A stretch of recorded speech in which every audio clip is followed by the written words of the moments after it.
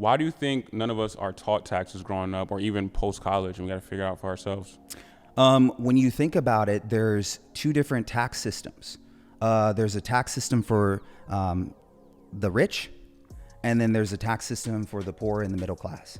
And unfortunately, what we noticed over this past year is that the poor and middle class was heavily reliant on who? The government. PPP loans, EIDL loans, stimulus checks.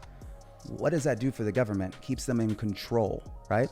Now, I personally have my own opinions on why this information is not being provided in grade schools, but I think that the government is so hooked on wanting us to go to school, get into debt, Agreed. which is, going to college, right, is another system created by the government.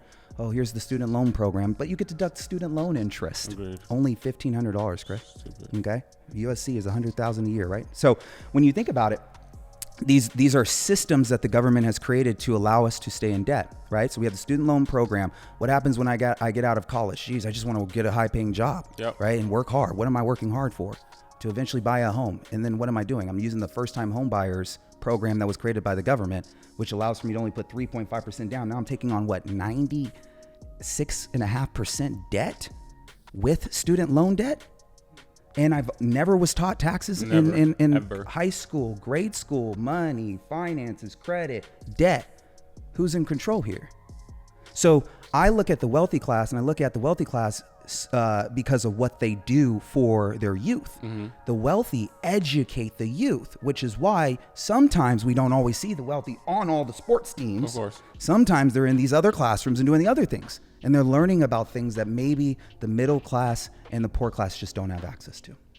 And are you talking about homeschooling or actually in school at the same time? I think while you're in school at the same time, you come home, getting those dinner table conversations, going on those family trips with your parents, being at their investment properties, and learning a whole different game than the person that is living in the primary residence and just showing up for dinner and sitting at the table doing homework for the next night.